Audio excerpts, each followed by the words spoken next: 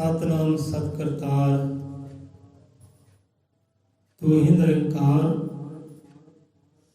तू ही निरंकार। अजर अमर त्रिकालदर्शी श्री गुरु वाल्मीकि भगवान जी महाराज सहाय। सतगुरु ज्ञाननाथ सतगुरु हरिनाथ सतगुरु मलकीतनाथ शब्द गुरु महाराज सब जीवां दे अंग संग सहाय हों। तेरी कला की मुझको आस, वाल्मीकि देवो हुक्म के दांत। तेरी कला की मुझको आस, वाल्मीकि देवो हुक्म के दांत। हम जगियासु जन वो परमात्मा तो प्रभु तो परमेश्वर तो गौड़ तो एक दात मंगता है, कला मंगता है। ये परमात्मा जो कला आपदे अंदर है ना, जो गुण आपदे अंदर है, सानू भी भेटा करो। अपना सुभाव अपनी रंग रलियां सानू भी भेटा करो। अपना हुक्म सानू भेटा करो, दात बख्शी करो। जिवें दा संसार अंदर हुंदा है कि जो माता पिता दे गुण हुंदे है, जो अवगुण होंगे है, जो माता पिता का सुभाव होंगे है, वो ऐटोमैटिक ही ना बच्चे ते आ ही जाता है। बच्चा चाहे मंगे चाहे ना मंगे माता पिता तो। जे माता पिता अंदर अवगुण है, वो अवगुण भी बच्चे अंदर आ जाते हैं। जे गुण है तो गुण भी बच्चे अंदर आ जाते हैं। जिहो जिहा माता पिता का सुभाव होंगे है, बच्चे का भी सुभाव बन जाता है। सहित जगियासु जन पिता परमेश्वर अगे अरदास करता है, बेनती करता है कि तेरी कला की मुझको आस। मैनू आस करी है तेरी कला दी। तू कलाधारी है, कलाकार है संसार का। मैनू भी कला दे अपनी। तेरी कला की मुझको आस, वाल्मीकि देवो हुक्म की दात। कि सानू दाता जी हुक्म बख्शी करो, ये हुक्म की दात बख्शी करो। तो हुक्म परमात्मा का की है कि नहीं, वह हुक्म हर थाई बजदा है, सारी वो हुक्म के अंदर है। हुक्म ही अंदर सब को बाहर हुक्म ना कोई, नानक हुक्मे जे बुझे ते हमें रहे ना कोई। जिहड़ा तो हुक्म को समझ लैंदा, जान लैंदा, पछाण लैंदा, उस अनुसार चलदा। फिर मैं तो कहते रहिंदी नहीं, वो भी गुम हो जाती है, गवाच जाती है। हमें रहे ना कोई। इंसान के दुखों का कारण, मुसीबत का कारण बंदे की हौमे है, मैं है। जिहड़ा तो हुक्म पछाण लैंदा है तो हौमे भी गुम हो जाती है। जिहड़ी चीज़ गुम ही हो गई है, उन्हें लभना ही मुश्किल हो जाता है। तो पता हो ना इतनी चीज़ इतने पई है, इतने डिगी है, बंदा चक लैंदा है। जिहड़ा चीज़ गुम ही हो गई, गुम हो गई चीज़ लभना मुश्किल हो जाता है। तो हौमे कहते गुम हो जाती है, वो हुक्म को समझते हैं। सो रब का हुक्म, रब का बख्शिया होया नाम, रब का बख्शिया होया शब्द। जो नाम धारी जीव है, जो शब्द धारी जीव है, जिन्हों के कोल परमात्मा की देन जी दात है, वो हिस्से आई है, हुक्म हिस्से आया है। शब्द हुक्म है परमात्मा का। कोई संतां कोलों प्राप्त होंदा है, रहबरा को प्राप्त होंदा है रब का हुक्मनामा, वो शब्द। हुण ये गल तो संतां गुरुआ रहबरा ने कहनी की कि सब तो पहला कहते शब्द रूप में परमात्मा सी, शब्द की धुन के रूप के परमात्मा सी। ये गल संतां रहबरा ने पहला की है। तो इस तो बाद जो साइंस है, जो विज्ञान है, विज्ञान ने बाद गल की है कि पहला कहते कोई निशान नहीं सी, कोई भी जीव जंतु नहीं सी। उत्ते कहते धुन सी कोई जगदी, वो कहते शब्द की धुन सी। कई नावे दिते धुन नूं। हुण जिन्हां कोल आदि कवि का परमात्मा का हुक्म है, नाम है। हुण नाम नूं बंदा विचारे, ये नाम की है, हुक्म की है, उसकी विचार करे। कहते शब्द गुरु दियां बख्शिशां, बख्शे वो वरदान। कि अगे ही अगे भगत फिरन ते मगर फिरे भगवान। ਜਿਹੜਾ ਉਹ ਪਾਰਮੇ ਹੁਕਮ ਨੂੰ ਸਮਝ ਲੈਂਦਾ ਨਾ, ਜਾਣ ਦਾ ਵਿਚਾਰ ਕਰ ਲੈਂਦਾ ਹਾਂ ਵੀ ਇਹ ਚੀਜ਼ ਹੈ ਕੀ ਹੈ। ਇੱਦਾਂ ਹੁੰਦੀ ਹੈ ਕਿ ਸ਼ਬਦ ਗੁਰੂ ਦੀਆਂ ਬਖਸ਼ਿਸ਼ਾਂ। ਹੁਣ ਸਾਡਾ ਗੁਰੂ ਕੌਣ ਹੈ? ਸਾਡਾ ਗੁਰੂ ਸ਼ਬਦ ਹੈ। ਸਾਡਾ ਪਰਮਾਤਮਾ ਕੌਣ ਹੈ? ਉਹ ਸ਼ਬਦ ਹੈ। ਹੁਣ ਇਹੀ ਗੱਲ ਗੁਰੂ ਗਿਆਨਾਤਮ ਵੀ ਸਮਝਾਉਂਦੇ ਹੈ, ਗੁਰੂ ਨਾਨਕ ਦੇਵ ਨੇ ਗੱਲ ਸਮਝਾਈ ਹੈ, ਹਜ਼ਰਤ ਈਸਾ ਮਸੀਹ ਨੇ ਇਹ ਗੱਲ ਸਮਝਾਈ ਹੈ। ਕਹਿੰਦੇ ਸ਼ਬਦ ਹੀ ਦੇਹ ਧਾਰੀ ਕਹਿੰਦੇ ਗੁਰੂ ਹੋਇਆ। ਬਾਈਬਲ ਵੀ ਇਹ ਗੱਲ ਕਹਿੰਦੀ ਹੈ। ਇਸ ਕਰਕੇ ਹਜ਼ਰਤ ਈਸਾ ਮਸੀਹ ਨੇ ਵੀ ਨਾਮ ਧਾਰਨ ਹੋਏ, ਉਹ ਸ਼ਬਦ ਉਹਨਾਂ ਨੇ ਲਿਆ ਹੈ ਤਾਂ ਪਾਕ ਪਵਿੱਤਰ ਸੀ। ਪਾਕ ਪਵਿੱਤਰ ਹੋਣ ਦੇ ਬਾਵਜੂਦ ਵੀ ਸ਼ਬਦ ਧਾਰੀ ਉਹ ਹੋਏ ਹੈ। ਤੇ ਉਹਨਾਂ ਨੇ ਗੱਲ ਕਹਿਣੀ ਕਿ ਸ਼ਬਦ ਹੀ ਦੇਹ ਧਾਰੀ ਗੁਰੂ ਹੋਇਆ। ਉਹ ਸ਼ਬਦ ਉਹ ਰੱਬ ਦਾ ਨਾਮ ਜੋ ਸਾਨੂੰ ਉਹ ਹੁਕਮ ਰੱਬ ਦਾ ਜੋ ਸਾਨੂੰ ਸੰਤਾਂ ਕੋਲੋਂ ਰਹਿਬਰਾਂ ਕੋਲੋਂ ਪ੍ਰਾਪਤ ਹੁੰਦਾ ਹੈ, ਉਹ ਆਦ ਸਮੇਂ ਤੋਂ ਚੱਲਦਾ ਆਇਆ ਕਿ ਆਦ ਜੁਗਾਦ ਇੱਕੋ ਅਵਤਾਰਾ। ਕਹਿੰਦੇ ਅਰਬਨ ਖਰਬ ਧੁੰਦੂਕਾਰ ਚ ਸ਼ਬਦ ਗੁਰੂ ਨੇ ਲਿਆ ਅਵਤਾਰ। ਇੱਥੇ ਗੁਰੂ ਗਿਆਨਾਤ ਮਹਾਰਾਜ ਆਪ ਸਮਝਾਉਣਾ ਕਰਦੇ ਆਪਣੇ ਜੀਵਨ ਨੂੰ ਕੋਈ ਸਮਝ ਆ ਜਾਏ ਬੰਦੇ ਨੂੰ ਕਿ ਸ਼ਬਦ ਗੁਰੂ ਕੀ ਹੈ। ਕਹਿੰਦੇ ਅਰਬੰਗ ਖਰਬੰਗ ਧੁੰਦੂਕਾਰ ਚ, ਅਰਬੰਗ ਖਰਬੰਗ ਲੱਖਾਂ ਦੀ ਗਿਣਤੀ ਨਹੀਂ ਕੀਤੀ, ਕਰੋੜਾਂ ਦੀ ਗਿਣਤੀ। ਕਹਿੰਦੇ ਅਰਬਾਂ ਖਰਬਾਂ ਸਾਲਾਂ ਤੋਂ, ਅਰਬਾਂ ਖਰਬਾਂ ਵਰਸਾਂ ਤੋਂ ਕਹਿੰਦੇ ਪਹਿਲਾਂ ਹੈਗੇ ਸੀ, ਧੁੰਦੂਕਾਰ ਸੀ। ਕਹਿੰਦੇ ਧੁੰਦੂਕਾਰ ਵਿੱਚੋਂ ਸ਼ਬਦ ਗੁਰੂ ਨੇ ਲਿਆ ਅਵਤਾਰ ਤੇ ਆਹੋਂ ਸਹੋਂ ਸ਼ਬਦ ਬਣ ਗਿਆ ਮੁਕਤੀ ਦਾਤਾ ਅਪਰ ਅਪਾਰ। ਅਪਰ ਅਪਾਰ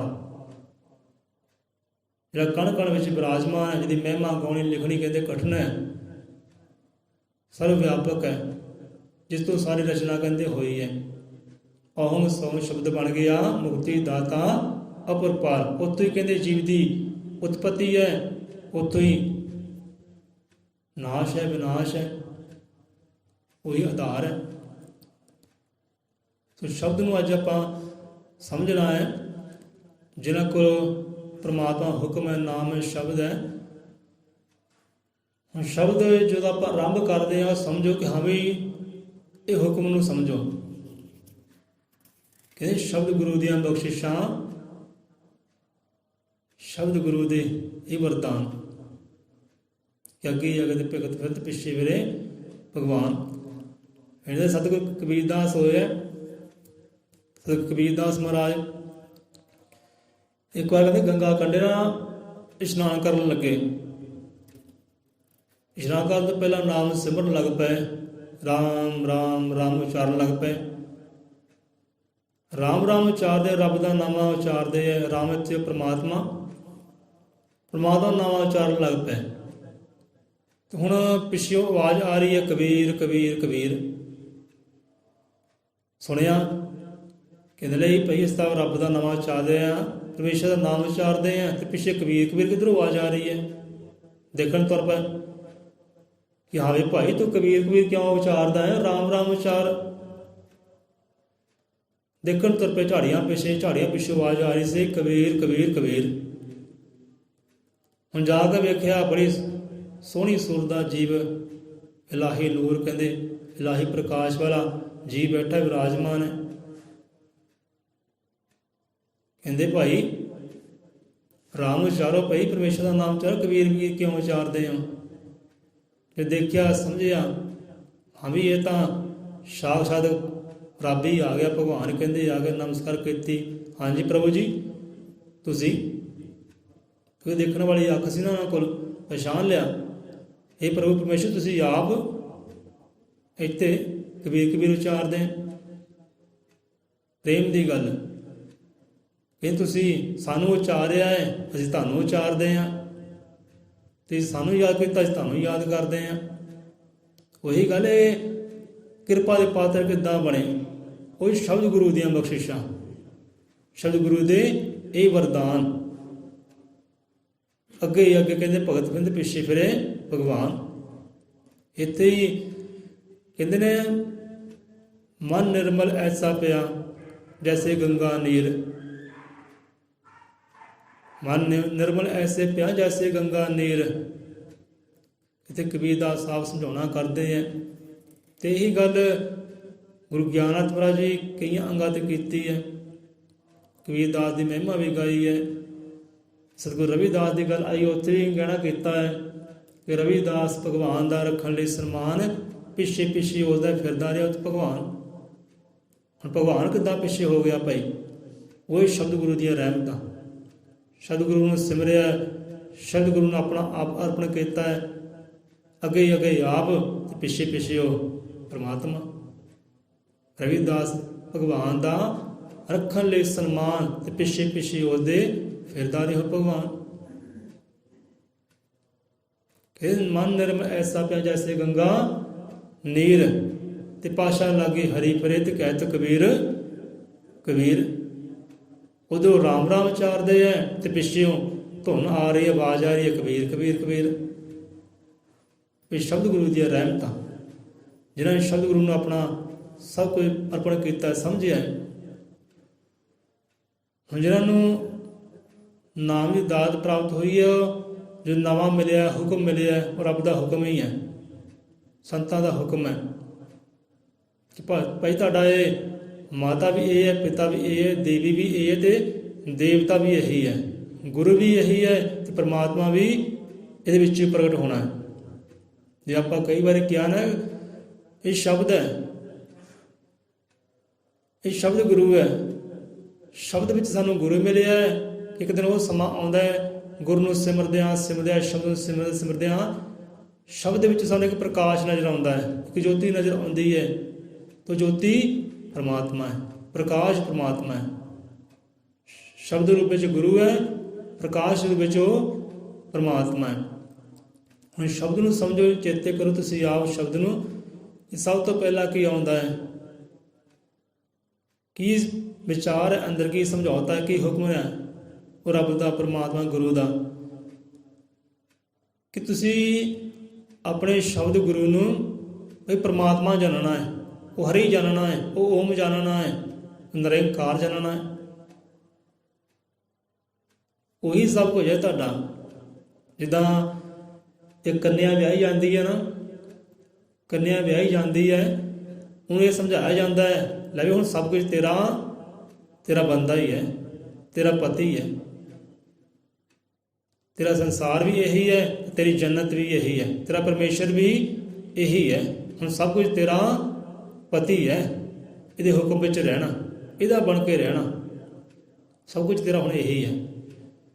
ਇੱਦਾਂ ਵੀ ਸੰਤ ਰਹਿਬਰ ਸ਼ਬਦ ਗੁਰੂ ਦੀ ਦਾਤ ਬਖਸ਼ੀ ਕਰਦੇ ਨੇ, ਸਮਝਾਉਂਦੇ ਨੇ, ਭਾਈ ਆਹ ਸ਼ਬਦ ਗੁਰੂ ਸਭ ਕੁਝ ਤੇਰਾ ਹੈ, ਹੁਣ ਇਹੀ ਨਿਰੰਕਾਰ ਹੈ, ਇਹੀ ਤੇਰਾ ਰੱਬ ਹੈ, ਇਹੀ ਤੇਰਾ ਸਭ ਕੁਝ ਹੈ, ਦੇਵੀ ਦੇਵਤਾ ਸਭ ਕੁਝ ਇਹੀ ਹੈ ਤੇਰਾ। ਤੇ ਸ਼ਬਦ ਨੂੰ ਬੰਦਾ ਸਮਝੇ ਵਿਚਾਰੇ, ਉਤੋਂ ਅਰਥ ਭਾਵ ਵੀ ਇਹ ਨਿਕਲਦੇ ਆ ਕਿ ਸ਼ਬਦ ਗੁਰੂ ਪਿਆਰਾ ਤੇਰਾ, ਉਹ ਰੱਬ ਹੈ, ਪਰਮੇਸ਼ਵਰ ਹੈ, ਦੇਵੀ ਦੇਵ ਹੈ। ਸੋ ਇਹ ਸਮਝਣਾ ਹੈ, ਏਦਾਂ ਹੀ ਚੱਲਣਾ ਹੈ। ਕਹਿੰਦੇ ਸ਼ਬਦ ਦੀ ਉਤਪਤੀ ਕਿਸੇ ਨੇ ਨਹੀਂ ਕੀਤੀ, ਖੁਦ ਪਰਮਾਤਮਾ ਨੇ ਕੀਤੀ ਹੈ। ਇਹ ਸਿਰਜਣਾ ਕਿਸੇ ਨੇ ਨਹੀਂ ਕੀਤੀ, ਰਚਨਾ ਨਹੀਂ ਕਿਸੇ ਨੇ ਕੀਤੀ, ਇਹ ਰਚਨਾ ਖੁਦ ਪਰਮਾਤਮਾ ਨੇ ਕੀਤੀ ਹੈ। ਪਹਿਲਾਂ ਸ਼ਬਦ ਰੂਪ ਵਿੱਚ ਕਹਿੰਦੇ ਪਰਮਾਤਮਾ ਹੀ ਸੀ, ਸ਼ਬਦ ਦੀ ਧੁਨ ਦੇ ਵਿੱਚ ਪਰਮਾਤਮਾ ਹੀ ਸੀ। ਇਹ ਰਚਨਾ ਕਹਿੰਦੇ ਆਪਣੇ ਆਪ ਤੋਂ ਹੀ ਹੈ, ਰੱਬ ਨੇ ਕੀਤੀ ਰਚਨਾ। ਅੱਗੇ ਆਉਂਦਾ ਕਿ ਇਹੀ ਕਹਿੰਦੇ ਸੱਚ ਹੈ, ਆਦਿ ਜੁਗਾਦ ਇਹੀ ਸੱਚ ਰਹਿਣ ਵਾਲਾ ਹੈ। ਸ਼ਬਦ ਪਹਿਲਾਂ ਵੀ ਸੀ ਤੇ ਅੰਤ ਵਿੱਚ ਵੀ ਸ਼ਬਦ ਰਹਿਣ ਵਾਲਾ ਹੈ। ਇਹ ਸ਼ਬਦ ਕਦੇ ਰੁਕਿਆ ਨਹੀਂ ਹੈ, ਚੱਲਦਾ ਆਇਆ ਚੱਲਦਾ ਆਇਆ ਚੱਲਦਾ ਆਇਆ ਚੱਲਦਾ ਹੀ ਆਇਆ। ਸਰੀਰ ਆਏ ਜਾਮੇ ਆਏ, ਸਰੀਰ ਬਦਲਦੇ ਗਏ, ਪਰ ਸ਼ਬਦ ਉਹੀ ਹੈ। ਇਹ ਸੰਤ ਰਹਿਬਰ ਹੋਇਆ ਨਾ, ਸੰਤਾਂ ਨੇ ਸ਼ਬਦ ਦਿੱਤਾ, ਸੰਤ ਗਏ ਦੁਨੀਆ ਤੋਂ, ਅਗਲੇ ਹਿੱਸੇ ਆ ਗਿਆ, ਅਗਲੇ ਨੇ ਦਾਤ ਵੰਡੀ, ਉਹ ਵੀ ਦੁਨੀਆ ਤੋਂ ਗਿਆ। ਚਾਲ ਚੱਲਦੀ ਹੈ, ਚੱਲਦੀ ਹੈ, ਹੁਣ ਤੱਕ ਚੱਲਦੀ ਆ ਰਹੀ। ਸ਼ਬਦ ਉਹੀ ਹੈ ਜੋ ਰੱਬ ਨੇ ਚਲਾਇਆ, ਸ਼ਬਦ ਉਹੀ ਹੈ। ਜਾਮੇ ਆਏ ਜਾਮੇ ਗਏ, ਸ਼ਬਦ ਉਹੀ ਹੈ। ਇਹੀ ਕਹਿੰਦੇ ਪੂਰਨ ਹੈ, ਸ਼ਬਦ ਹੀ ਪੂਰਨ ਹੈ, ਅਧੂਰਾ ਨਹੀਂ ਹੈ। ਕੋਈ ਇਹਨੂੰ ਕੱਟ ਨਹੀਂ ਸਕਦਾ, ਵੱਢ ਨਹੀਂ ਸਕਦਾ। ਹੁਣ ਦੇਹ ਹੈ, ਦੇਹ ਤਾਂ ਨਾਸ਼ ਹੋ ਜਾਂਦੀ, ਖਤਮ ਹੋ ਜਾਂਦੀ ਹੈ, ਕੱਟ ਵੀ ਜਾਂਦੀ ਹੈ, ਵੱਢ ਵੀ ਜਾ ਸਕਦੀ ਹੈ, ਪਰ ਸ਼ਬਦ ਨਾ ਕੋਈ ਕੱਟ ਸਕਦਾ, ਨਾ ਕੋਈ ਵੱਢ ਸਕਦਾ ਹੈ, ਉਹ ਅਵਿਨਾਸ਼ੀ ਹੈ।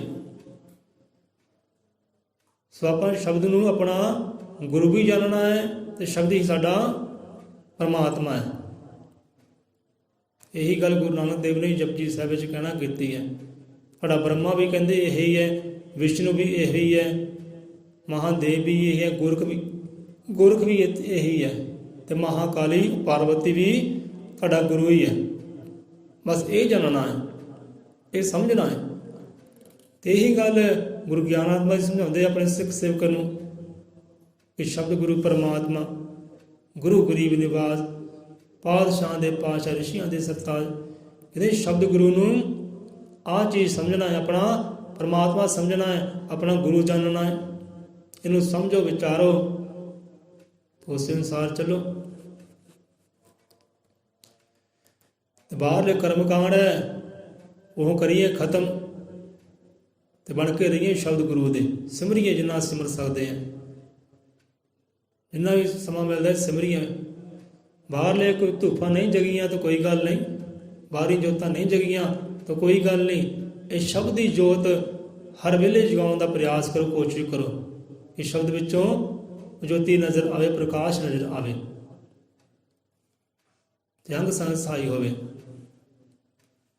ਇਹੋ ਜਿਹਾ ਸੁਭਾਅ ਕਹਿੰਦੇ ਬਣ ਜਾਏ ਸਾਡਾ ਕਿ ਅੱਗੇ ਅੱਗੇ ਭਗਤ ਫਿਰ ਤੇ ਪਿੱਛੇ ਫਿਰੇ ਭਗਵਾਨ। ਹੁਣ ਇਹ ਤਾਂ ਸ਼ਬਦ ਦੀ ਗੱਲ ਹੋ ਗਈ, ਸ਼ਬਦ ਹੀ ਤੁਹਾਡਾ ਗੁਰੂ ਹੈ, ਸ਼ਬਦ ਹੀ ਤੁਹਾਡਾ ਪਰਮਾਤਮਾ ਹੈ। ਸਿਮਰੋ ਜਿੰਨਾ ਸਿਮਰ ਸਕਦੇ ਹੋ। ਸੋ ਕੱਲ੍ਹ ਅਭਿਆਸ ਦੀ ਗੱਲ ਹੋਈ ਸੀ। ਹੁਣ ਦੇਖੋ ਸਮਾਂ ਬਦਲ ਗਿਆ ਹੈ, 6:30 ਹਨੇਰਾ ਹੀ ਹੁੰਦਾ ਹੈ, ਇਸੇ ਕਰਕੇ ਆਪਾਂ ਲੇਟ ਸ਼ੁਰੂ ਹੋਏ ਹਾਂ। ਕੱਲ੍ਹ ਅਭਿਆਸ ਦੀ ਗੱਲ ਹੋਈ ਪਈ। ਅਭਿਆਸ ਦੇ ਬਾਰੇ ਆਪਾਂ ਪਹਿਲੇ ਪ੍ਰਚਾਰ ਕੀਤਾ, ਕਾਫੀ ਲੰਬਾ ਪ੍ਰਚਾਰ ਹੈ, YouTube 'ਤੇ ਪਿਆ ਹੈ। ਗੁਰੂ ਵਾਲਮੀਕ ਮਹਾਰਾਜ ਜੀ ਅਭਿਆਸ ਦੀ ਗੱਲ ਕਰਦੇ ਕਿ ਅਭਿਆਸ ਕਰੋ ਭਾਈ, ਨਿਤ ਦਾ ਅਭਿਆਸ ਕਰੋ। ਜਿਨ੍ਹਾਂ ਕੋਲ ਅਭਿਆਸ ਨਹੀਂ ਹੁੰਦਾ ਉਹ ਬੜੀ ਜਿਹੜੀ ਕਲਾ ਹੁੰਦੀ ਹੈ ਨਾ, ਵੱਡੀ ਤੋਂ ਵੱਡੀ ਕਲਾ ਵੀ ਖਤਮ ਹੋ ਜਾਂਦੀ ਹੈ ਜੇ ਅਭਿਆਸ ਨਾ ਕਰੇ ਤਾਂ। ਮੰਨ ਲਓ ਕੋਈ ਤਬਲਾ ਵਜਾਉਂਦਾ ਹੈ, ਹਾਰਮੋਨੀਅਮ ਵਜਾਉਂਦਾ ਹੈ, ਕੋਈ ਢੋਲ ਵਜਾਉਂਦਾ ਹੈ, ਉਹ ਨਿਤ ਦਾ ਅਭਿਆਸ ਕਰਦਾ ਹੈ ਤਾਂ ਕਲਾ ਬਣੀ ਰਹਿੰਦੀ ਹੈ। ਜੇ ਉਹ ਕਲਾ ਅਭਿਆਸ ਛੱਡ ਦੇ ਤਾਂ ਕਲਾ ਹੌਲੀ ਹੌਲੀ ਸਮਾਪਤ ਹੁੰਦੀ ਰਹਿੰਦੀ ਹੈ। ਜੋ ਮਹੀਨੇ ਬਾਅਦ ਵਜਾਵੇ ਤਾਂ ਤਾਲ ਵੱਜਣਾ ਹੀ ਨਹੀਂਗਾ, ਉਖੜ ਜਾਏਗਾ ਆਪਣੇ ਤਾਲ ਤੋਂ। ਜੇ ਉਹ ਨਿਤ ਦਾ ਅਭਿਆਸ ਕਰੇ ਤਾਂ ਕਦੇ ਉਖੜੇਗਾ ਨਹੀਂ, ਤਾਲ ਦੇ ਨਾਲ ਤਾਲ ਮਿਲਾਏਗਾ। ਹੁਣ ਇੱਦਾਂ ਹੀ ਗਾਉਣ ਵਾਲਾ ਹੈ, ਗਾਉਣ ਵਾਲਾ ਸਾਲ ਬਾਅਦ ਗਾਉਣ ਲੱਗ ਪਏ ਅਤੇ 11 ਮਹੀਨੇ ਗਾਵੇ ਹੀ ਨਾ, ਤਾਂ ਉਹਨੇ ਵੀ ਉਖੜਨਾ ਹੀ ਹੈ। ਫਿਰ ਤਾਲ ਕਿਤੇ ਹੈ ਅਤੇ ਸੁਰ ਕਿਤੇ ਹੀ ਆਉਂਦਾ। ਫਿਰ ਜੇ ਨਿਤ ਦਾ ਅਭਿਆਸ ਹੋਵੇ ਤਾਂ ਸੁਰ ਤਾਲ ਬਣਿਆ ਰਹਿੰਦਾ। ਦੁਨੀਆ ਦਾ ਹਰ ਇੱਕ ਕਾਰਜ, ਹਰ ਇੱਕ ਕੰਮ ਹੈ, ਜਿਹੜੇ ਨਿਤ ਦਾ ਅਭਿਆਸੀ ਹੈ, ਜੋ ਨਿਤ ਰੋਜ਼ ਹੀ ਕੰਮ ਕਰਦਾ ਹੈ, ਉਹਦੇ ਅੰਦਰ ਨਿਤ ਨਵੀਂ ਕਲਾ ਆਉਂਦੀ ਹੈ, ਨਿਤ ਨਵੇਂ ਗੁਣ ਆਉਂਦੇ ਹੈ। ਸੋ ਅਭਿਆਸੀ ਕਹਿੰਦੇ ਬਣੋ। ਅਭਿਆਸ ਦਾ ਤਾਂ ਬਹੁਤ ਵੱਡਾ ਯੋਗਦਾਨ ਹੈ। ਗੁਰੂ ਗਿਆਨਾਤਮ ਮਹਾਰਾਜ ਜੀ ਕਈਆਂ ਅੰਗਾਂ 'ਤੇ ਸਮਝਾਉਣਾ ਕੀਤਾ ਅਭਿਆਸ ਬਾਰੇ ਕਿ ਅਭਿਆਸੀ ਬਣੋ ਭਾਈ। ਅਭਿਆਸ ਨਾਲ ਕਹਿੰਦੇ ਹੁੰਦਾ ਕੀ ਹੈ, ਤੁਹਾਡੇ ਅੰਦਰ ਅਭਿਆਸ ਦੇ ਨਾਲ ਵਿਸ਼ਵਾਸ ਆਏਗਾ, ਤੁਹਾਡੇ ਅੰਦਰ ਵਿਸ਼ਵਾਸ ਦੇ ਨਾਲ ਸ਼ਰਧਾ ਆਏਗੀ, ਤੁਹਾਡੇ ਅੰਦਰ ਵਿਸ਼ਵਾਸ ਦੇ ਨਾਲ ਅਪਾਰ ਬ੍ਰਹਮ ਤੁਹਾਨੂੰ ਪਰਮੇਸ਼ਰ ਮਹਿਸੂਸ ਹੋਏਗਾ। ਵਿਸ਼ਵਾਸ ਦੇ ਨਾਲ ਅਭਿਆਸ ਵਿੱਚ ਵਿਸ਼ਵਾਸ ਪੈਦਾ ਹੁੰਦਾ ਹੈ, ਪ੍ਰੇਮ ਪੈਦਾ ਹੁੰਦਾ ਹੈ।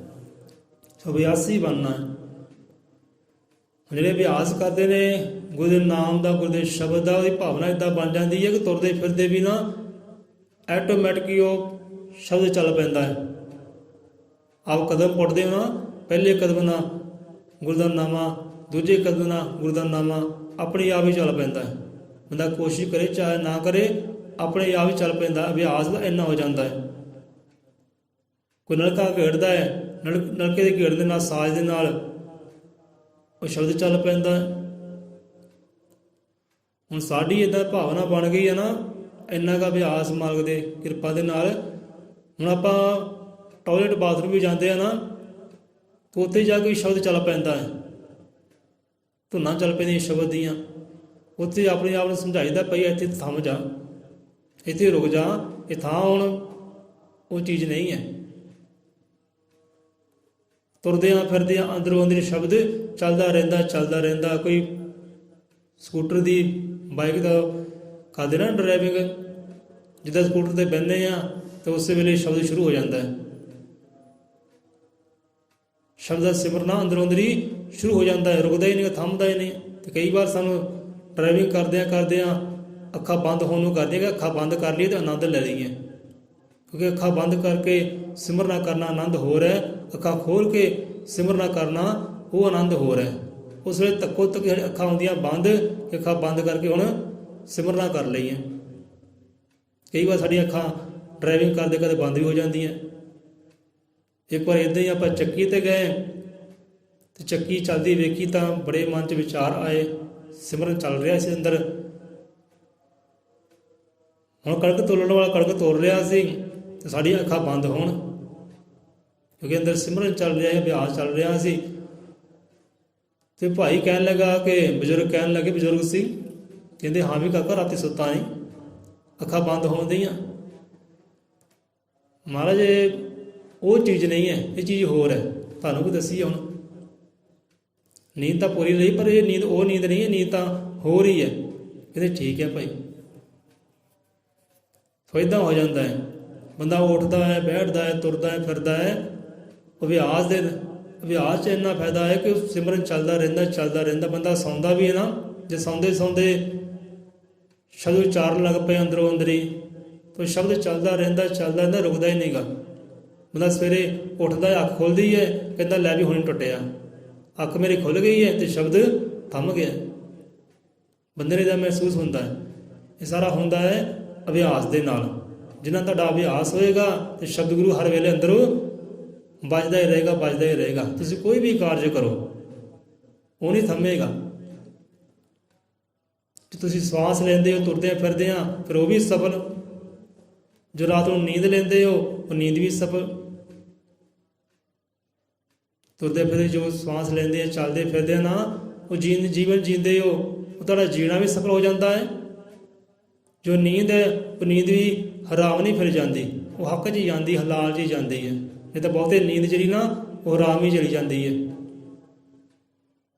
ਜੇ ਨਾਮ ਸਿਮਰਨ ਨਹੀਂ ਕਰਦੇ, ਜੇ ਨਾਮ ਸਿਮਰਨ ਕਰਦੇ ਸ਼ਬਦ ਨੂੰ ਯਾਦ ਕਰਦੇ ਸੌ ਜਾਂਦੇ ਆ ਨਾ, ਬੰਦਾ ਸੌ ਜਾਂਦਾ ਹੈ ਪਰ ਸ਼ਬਦ ਅੰਦਰੋਂ ਅੰਦਰ ਹੀ ਚੱਲਦਾ ਹੀ ਰਹਿੰਦਾ ਸਵਾਸਾਂ ਦੇ ਨਾਲ। ਜਿੱਦਾਂ ਦਾ ਸਵਾਸ ਚੱਲਦੇ ਆ, ਸਵਾਸ ਨਾਲ ਰੁਕਦੇ ਆ ਭਾਈ। ਬੰਦਾ ਜਾਗਦਾ ਹੈ ਤਾਂ ਹੀ ਸਵਾਸ ਚੱਲਦੇ ਆ, ਸੌਂਦਾ ਤਾਂ ਹੀ ਸਵਾਸ ਚੱਲਦੇ ਆ। ਉਹ ਸਵਾਸਾਂ ਦੇ ਨਾਲ ਤਾਲਮੇਲ ਕਰ ਲੈਂਦਾ ਸ਼ਬਦ ਅਤੇ ਚੱਲਦਾ ਹੀ ਰਹਿੰਦਾ। ਬੰਦਾ ਸੁੱਤਾ, ਜਦੋਂ ਅੱਖ ਖੁੱਲ੍ਹਦੀ ਹੈ ਕਹਿੰਦਾ ਲੈ ਵੀ ਹੁਣੇ ਟੁੱਟਿਆ ਸ਼ਬਦ ਮੇਰਾ। ਅੱਖ ਖੁੱਲ੍ਹੀ ਅਤੇ ਫਿਰ ਸ਼ੁਰੂ ਕਰਤਾ ਜੀਵ ਨੇ। ਸੋ ਅਭਿਆਸ ਹੈ, ਜਿੰਨਾ ਅਭਿਆਸੀ ਬਣੋਗੇ ਉਨੇ ਹੀ ਰਹਿਮਤਾਂ ਦੇ ਪਾਤਰ, ਆਨੰਦ ਦੇ ਪਾਤਰ, ਹਰ ਵੇਲੇ ਖੁਸ਼ ਰਹੋਗੇ, ਆਨੰਦ ਰਹੋਗੇ। ਸੋ ਅਭਿਆਸ ਕਰਨਾ ਹੈ ਅਤੇ ਸ਼ਬਦ ਗੁਰੂ ਨੂੰ ਸਭ ਕੁਝ ਹੀ ਆਪਣਾ ਜਾਣਨਾ ਹੈ। ਇਹੀ ਮੇਰਾ ਮਾਤਾ ਹੈ, ਇਹੀ ਮੇਰਾ ਪਿਤਾ ਹੈ, ਇਹੀ ਹੁਣ ਮੇਰਾ ਦੇਵ ਹੈ, ਇਹੀ ਮੇਰੀ ਹੁਣ ਦੇਵੀ ਹੈ, ਇਹੀ ਮੇਰਾ ਹੁਣ ਗੁਰੂ ਹੈ ਅਤੇ ਇਹੀ ਮੇਰਾ ਹੁਣ ਪਰਮਾਤਮਾ ਹੈ। ਸ਼ਬਦ ਰੂਪ ਵਿੱਚ ਸਾਡਾ ਗੁਰੂ ਹੈ ਕਿ ਜਿਸ ਦੇ ਪ੍ਰਕਾਸ਼ ਉਤਪੰਨ ਹੋ ਗਿਆ ਸ਼ਬਦ ਵਿੱਚੋਂ, ਉਹ ਸਾਡਾ ਪਰਮਾਤਮਾ ਹੈ।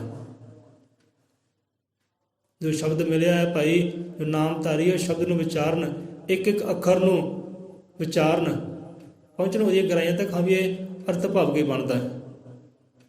ਤੋ ਇਹੀ ਸਮਝਾਇਆ ਗਿਆ ਹੈ, ਇਹੀ ਆਪ ਦਾ ਨਿਰੰਕਾਰ ਪਰਮਾਤਮਾ ਹੈ, ਇਹਨੇ ਹੀ ਇੱਥੇ ਉੱਤੇ ਸਹਾਈ ਹੋਣਾ ਹੈ। ਇਹੀ ਸੱਚ ਰੂਪ ਹੈ, ਇਹੀ ਪੂਰਨ ਹੈ, ਇਹ ਅਵਿਨਾਸ਼ੀ ਹੈ, ਕੋਈ ਕੱਟ ਨਹੀਂ ਸਕਦਾ, ਵੱਢ ਨਹੀਂ ਸਕਦਾ, ਆਦਿ ਜੁਗਾਦ ਇਹ ਹੋਈ ਹੈ। ਸਮਝਣਾ ਇਸ ਚੀਜ਼ ਨੂੰ।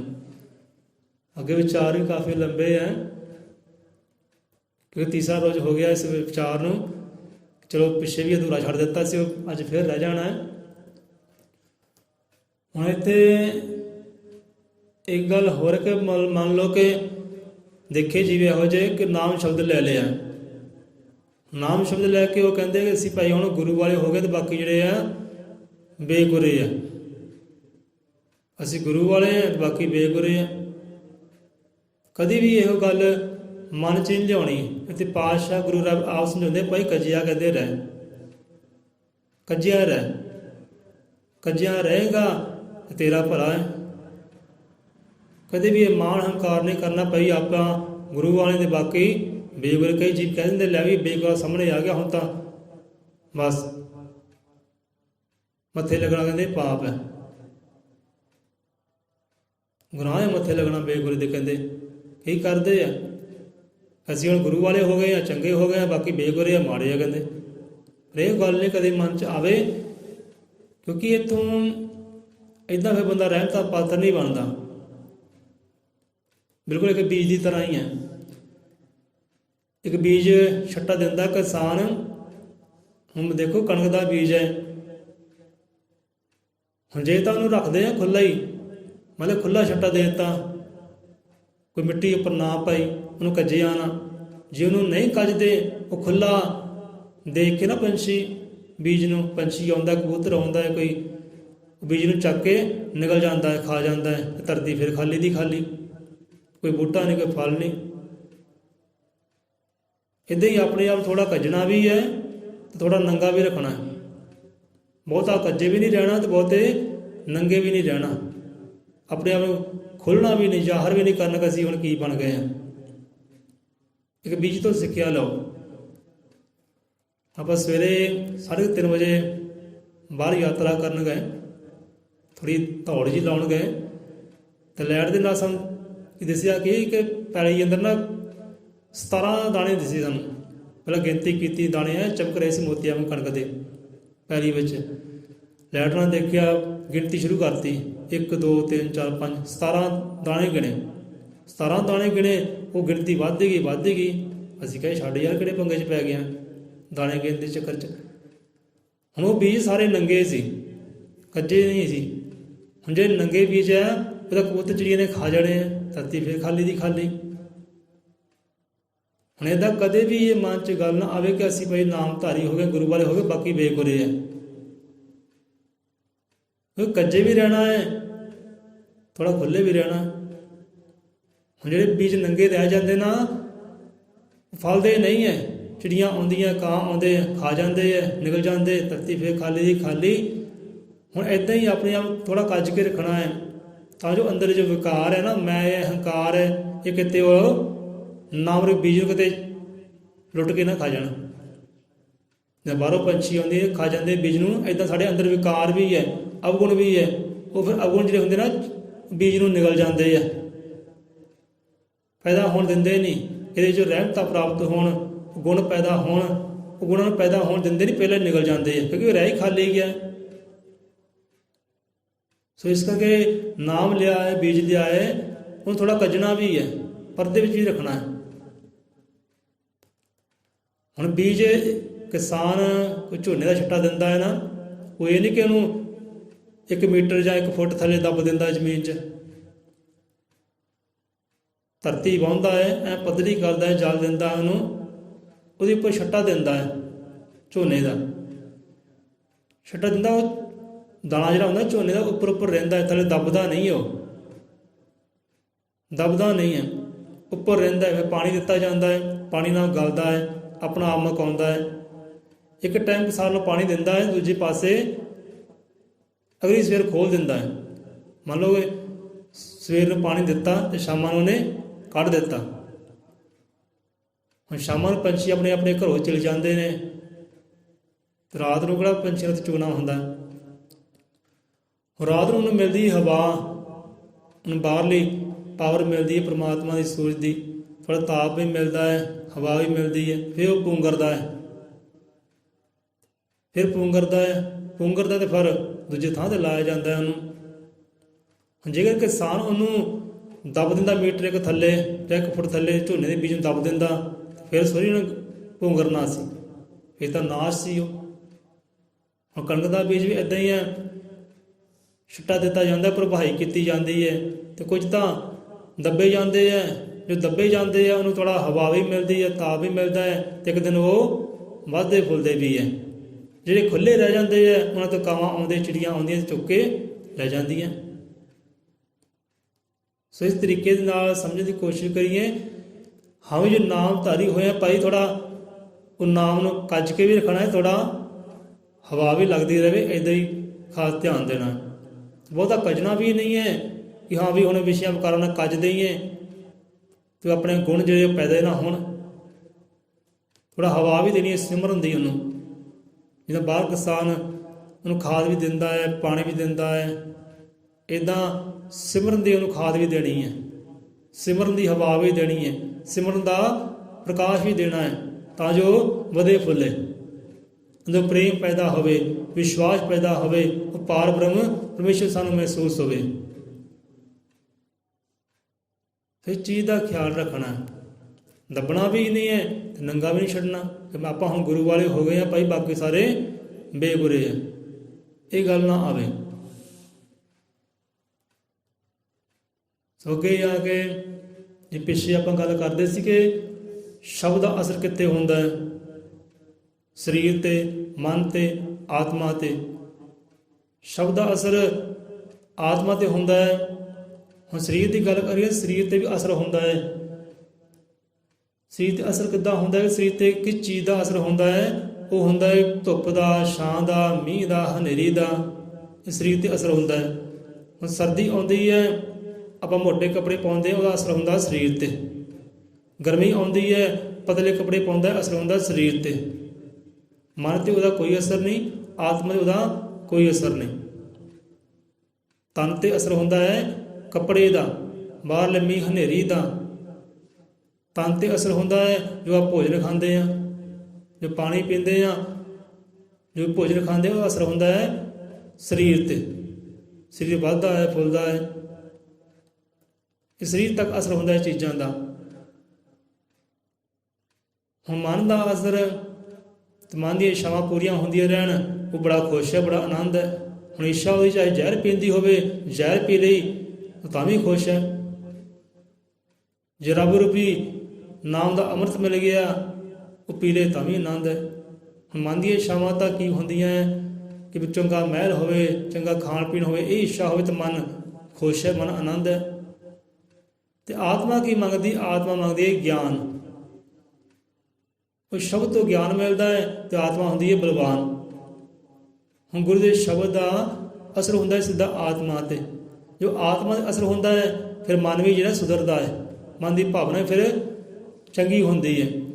ਜੋ ਆਤਮਾ 'ਤੇ ਅਸਰ ਹੋਇਆ ਨਾ ਸ਼ਬਦ ਦਾ, ਮਨ ਦੀ ਭਾਵਨਾ ਪਹਿਲਾਂ ਹੋਰ ਸੀ, ਮੈਲੇ ਫੁਰਨੇ ਸੀ, ਮੈਲੇ ਫੁਰਨੇ ਆਉਣੇ ਹੀ ਆਉਣੇ ਆ। ਮਨ ਨੇ ਆਪਣੀ ਚਾਲ ਚੱਲਣੀ ਹੈ, ਮੈਲੇ ਫੁਰਨੇ ਲਿਆਉਣੇ, ਭਾਈ ਤੂੰ ਆਹ ਕਰ, ਆਹ ਕਰ। ਆਤਮਾ ਹੋ ਗਈ ਨਾ ਬਲਵਾਨ, ਆਤਮਾ ਨੂੰ ਅਸਰ ਮਿਲ ਗਿਆ ਸ਼ਬਦ ਦਾ, ਉਹ ਫਿਰ ਜਿਹੜੇ ਅਵਗੁਣ ਹੁੰਦੇ ਮਨ ਦੇ, ਗੁਣਾਂ ਵਿੱਚ ਤਬਦੀਲ ਹੋਣੇ ਸ਼ੁਰੂ ਹੋ ਜਾਂਦੇ ਆ। ਮੈਲੇ ਫੁਰਨੇ ਹੈ, ਮੈਲਾ ਫੁਰਨਾ ਆਉਣਾ, ਆਤਮਾ ਨੇ ਸਮਝਾਉਣਾ ਨਹੀਂ ਆ ਚੰਗਾ ਧਾਰਨ ਕਰ। ਫਿਰ ਚੰਗਾ ਧਾਰਨ ਕਰ ਲਿਆ ਤੇ ਮੰਦਾ ਆਪੇ ਹੀ ਦੱਬਿਆ ਗਿਆ। ਫਿਰ ਉਹ ਸ਼ਬਦ ਦਾ ਅਸਰ ਸਰੀਰ ਤੇ ਹੁੰਦਾ ਹੈ, ਮੱਥੇ ਤੇ ਹੁੰਦਾ ਹੈ, ਚਿਹਰੇ ਤੇ ਹੁੰਦਾ ਹੈ। ਕਿ ਸੰਤਾਂ ਭਗਤਾਂ ਨੂੰ ਦੇਖਿਓ, ਉਹਨਾਂ ਦੇ ਮੱਥੇ ਦੇ ਰੰਗ ਹੀ ਹੋਰ ਹੁੰਦੇ ਆ, ਕਿ ਚਮਕ ਜੀ ਹੁੰਦੀ ਹੈ, ਕਿ ਲਾਲੀ ਜੀ ਹੁੰਦੀ ਹੈ। ਇਹ ਸੱਚੇ ਅਭਿਆਸੀ ਹੁੰਦੇ ਆ ਨਾ, ਜੋ ਪਹੁੰਚੇ ਹੁੰਦੇ ਉਸ ਤੱਕ, ਉਹ ਚਿਹਰੇ ਤੋਂ ਪਤਾ ਲੱਗਦਾ ਨਾਮ ਸ਼ਬਦ ਬਈ ਇਹ ਅਭਿਆਸੀ ਬੰਦਾ ਹੈ। ਨੇ ਗੱਲਾਂ ਬਾਤਾਂ ਤੋਂ, ਗਿਆਨ ਤੋਂ, ਚਿਹਰੇ ਤੋਂ ਪਤਾ ਲੱਗ ਜਾਂਦਾ ਹਾਂ ਵੀ ਅਸਰ ਹੋ ਗਿਆ, ਦੇਖਣ ਵਾਲਾ ਦੇਖ ਲੈਂਦਾ। ਸੋ ਸ਼ਬਦ ਦਾ ਅਸਰ ਭਾਈ ਹੁਣ ਆਤਮਾ ਤੇ ਭਾਈ ਜਿਹੜਾ ਅੰਨ ਖਾਂਦੇ ਹਾਂ, ਜਲ ਖਾਂਦੇ ਹਾਂ, ਪਹਿਨਦੇ ਹਾਂ, ਕੁਝ ਵੀ ਹੈ, ਇਹ ਆਤਮਾ ਦੀ ਚੀਜ਼ ਦਾ ਕੋਈ ਅਸਰ ਹੈ ਨਹੀਂ। ਆਤਮਾ ਤੇ ਨਾ ਤਾਂ ਅਸਰ ਧੁੱਪ ਦਾ ਹੈ, ਆਤਮਾ ਦਾ ਅਸਰ ਨਾ ਕੋਈ ਛਾਂ ਦਾ ਹੈ, ਨਾ ਤੋਂ ਜਦ ਖਾਂਦੇ ਪੀਂਦੇ ਨਾ ਕੋਈ ਇਹ ਅਸਰ ਕਰਦਾ ਹੈ ਆਤਮਾ ਤੇ। ਆਤਮਾ ਤੇ ਅਸਰ ਕਰਦਾ ਹੈ ਗੁਰੂ ਦਾ ਸ਼ਬਦ, ਉਹ ਨਾਮ ਸਿਮਰਨਾ, ਗਿਆਨ ਅਸਰ ਕਰਦਾ ਹੈ। ਕੋਈ ਧੁੱਪ ਛਾਂ ਤੇ ਅਸਰ ਨਹੀਂ ਕਰਦੀ। ਇਹਨੂੰ ਇਸ ਚੀਜ਼ ਦੀ ਲੋੜ ਹੀ ਹੈ ਨਹੀਂ ਆਤਮਾ ਨੂੰ, ਉਹ ਤਾਂ ਅਵਿਨਾਸ਼ੀ ਹੈ, ਅਵਿਨਾਸ਼ੀ ਹੈ। ਜੇ ਜਲ ਮਿਲ ਗਿਆ ਉਹਨੇ ਜਲ ਹੋ ਜਾਣਾ ਹੈ, ਪ੍ਰਕਾਸ਼ ਮਿਲ ਗਿਆ ਉਹਨੇ ਪ੍ਰਕਾਸ਼ ਹੋ ਜਾਣਾ, ਅਗਨੀ ਮਿਲ ਗਈ ਉਹਨੇ ਅਗਨੀ ਰੂਪ ਹੋ ਜਾਣਾ ਹੈ। ਅਸਰ ਹੁੰਦਾ ਹੈ ਸ਼ਬਦ ਦਾ। ਸੋ ਅਸਰ ਵੀ ਤਾਂ ਆਪ ਮਹਿਸੂਸ ਕਰਿਓ। ਸੋ ਇੱਥੇ ਆਪਾਂ ਵਿਸ਼ਰਾਮ ਲੈਂਦੇ ਹਾਂ। ਹੁਣ ਬੰਦੇ ਦੇ ਵਿਚਾਰ ਹੁੰਦੇ ਕਿ ਭਾਈ ਕਿ ਜਿਹੜਾ ਮੇਰਾ ਗੁਰੂ ਹੈ ਉਹ ਅਗਲੇ ਦਾ ਗੁਰੂ ਹੋਵੇ ਤਾਂ ਸਾਡੀ ਸਾਂਝੀ ਬਾਤ, ਤਾਂ ਸਾਡਾ ਪ੍ਰੇਮ ਹੈ। ਕੀ ਕਰਦੇ ਹੈ, ਹਾਈ ਭਾਈ ਮੇਰਾ ਗੁਰੂ ਹੋਰ ਹੈ, ਇਹਦਾ ਗੁਰੂ ਹੋਰ ਹੈ, ਆਪਾਂ ਤਾਂ ਮੇਲ ਮਿਲਾਪ ਵੀ ਹੈ ਨਹੀਂ, ਸਾਡੀ ਕਾਹਦੀ ਸਾਂਝੀ ਬਾਤ ਭਾਈ। ਇਹ ਜਾਤੀ ਹੋ ਰਿਹਾ, ਧਰਮ ਹੋ ਰਿਹਾ, ਇਹ ਧਰਮ ਇੱਕ ਹੋਵੇ, ਜਾਤੀ ਇੱਕ ਹੋਵੇ ਤਾਂ ਪ੍ਰੇਮ ਹੈ। ਭਾਈ ਇਹਦਾ ਗੁਰੂ ਹੋਰ ਹੈ ਤੇ ਮੇਰਾ ਗੁਰੂ ਹੋਰ ਹੈ, ਸਾਡਾ ਤਾਲਮੇਲ ਹੈ ਨਹੀਂ। ਸੋ ਇਹ ਗੱਲ ਵੀ ਕਿਤੇ ਮਨ 'ਚ ਨਾ ਆਵੇ। ਸੰਤ ਭਾਵੇਂ ਉਹਦਾ ਹੋਰ ਹੋਵੇ, ਸਾਡਾ ਹੋਰ ਹੋਵੇ, ਗੁਰੂ ਭਾਵੇਂ ਉਹਦਾ ਹੋਰ ਹੋਵੇ, ਸਾਡਾ ਹੋਰ ਹੋਵੇ, ਪ੍ਰੇਮ ਰਵੇ ਹਰ ਇਨਸਾਨ ਦੇ ਨਾਲ, ਹਰ ਜੀਵ ਦੇ ਨਾਲ ਪ੍ਰੇਮ ਰਹੇ। ਸੋ ਕਈ ਇੱਦਾਂ ਕਰਦੇ ਭਾਈ, ਲੈ ਵੀ ਇਹ ਤਾਂ ਹੋਰ ਗੁਰੂ ਵਾਲਾ ਹੈ, ਸਾਡਾ ਕੋਈ ਮੇਲ ਮਿਲਾਪ ਇਹਦੇ ਨਾਲ। ਜੇ ਬੰਦਾ ਇਹ ਸੋਚ ਕੇ ਚੱਲੇ ਤਾਂ ਉਹ ਸ਼ਾਂਤੀ ਤੱਕ, ਆਨੰਦ ਤੱਕ ਦੇ ਪਹੁੰਚ ਸਕਦਾ ਹੀ ਨਹੀਂਗਾ, ਮੰਜ਼ਿਲ ਤੱਕ ਪਹੁੰਚ ਸਕਦਾ ਨਹੀਂਗਾ। ਸੋ ਇਹ ਵਿਚਾਰ ਆਪਾਂ ਕੱਲ੍ਹ ਕਰ ਲਾਂਗੇ। ਸੋ ਇੱਥੇ ਅੱਜ ਇਸ ਚੀਜ਼ ਨੂੰ ਸਮਝਣਾ ਕਿ ਭਾਈ ਸ਼ਬਦ ਹੀ ਆਪਣਾ ਸਭ ਕੁਝ ਹੈ। ਅੱਜ ਤੋਂ ਜੋ ਬਾਹਰਲੇ ਕਰਮ ਕਾਂਡ ਹੈ ਉਹ ਕਰੀਏ ਬੰਦ, ਤੇ ਕਰਮ ਇੱਕ ਹੋਵੇ, ਉਹਨੂੰ ਸਿਮਰਨਾ, ਉਹਨੂੰ ਯਾਦ ਕਰਨਾ, ਉਹ ਸ਼ਬਦ ਰੂਪੀ ਹੋ ਜਾਣਾ। ਉੱਡਦਿਆਂ ਬਹਿੰਦਿਆਂ ਸੌਂਦਿਆਂ ਜਾਗਦੇ ਬਸ ਉਹੀ ਧੁਨਾਂ ਵੱਜਣ ਅੰਦਰੋਂ ਸ਼ਬਦ ਦੀਆਂ, ਗੁਰੂ ਹੀ ਗੂੰਜੇ ਅੰਦਰ, ਇਹੋ ਜਿਹਾ ਸੁਭਾਅ ਬਣ ਜਾਏ। ਤੇ ਸ਼ਬਦ ਹੀ ਤੁਹਾਡਾ ਗੁਰੂ ਹੈ, ਸ਼ਬਦ ਹੀ ਤੁਹਾਡਾ ਪ੍ਰਮਾਤਮਾ ਹੈ। ਤੇ ਚੀਜ਼ ਨੂੰ ਸਮਝਿਓ, ਵਿਚਾਰਿਓ ਕਿਤੇ ਸ਼ਬਦ ਨੂੰ, ਕਿਤੇ ਮਾਣ ਹੰਕਾਰ ਨਹੀਂ ਕਰਨਾ, ਕੱਜੇ ਵੀ ਰਹਿਣਾ ਹੈ ਤੇ ਆਪਣੇ ਆਪ ਖੁੱਲੇ ਵੀ ਨਹੀਂ ਰੱਖਣਾ। ਇਹ ਤਾਂ ਕਾਮ ਕ੍ਰੋਧ ਲੋਭ ਮੋਹ ਕਰਕੇ ਤੇ ਬੀਜ ਨੂੰ ਚੁੱਕ ਕੇ ਨਾ ਲੈ ਜਾਣਾ।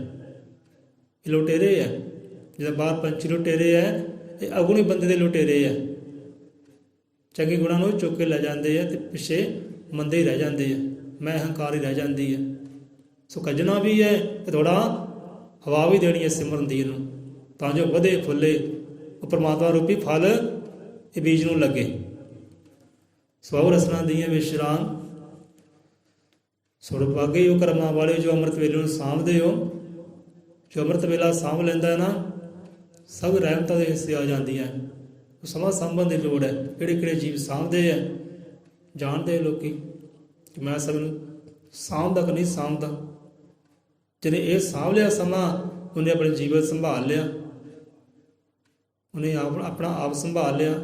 ਚੰਗੇ ਗੁਣਾਂ ਨੂੰ ਸੰਭਾਲ ਲੈਂਦਾ ਤਾਂ ਅਗਲੇ ਗੁਣਾਂ ਨੂੰ ਤਿਆਗ ਦਿੰਦਾ, ਜਿਹਨੇ ਇਹ ਸਮਾਂ ਸਾਂਭ ਲਿਆ। ਬੋਲੇ 100 ਰੁਪਏ ਅਜ਼ਰ ਮਤਰਿਕਾਦਰਸ਼ੀ ਸ੍ਰਿਸ਼ਟੀ ਕਰਤਾ, ਵਾਲਮੀਕੀ ਜੀ ਕੀ ਜੈ, ਸ਼ਬਦ ਗੁਰੂ ਕੀ ਜੈ, ਸੰਤਾਂ ਭਗਤਾਂ ਕੀ ਜੈ। ਰੱਬ ਦੇ ਸ਼ਰਧਾਲੂਆਂ ਦੀ ਸਦਾ ਸਦਾ ਸੰਸਾਰ 'ਚ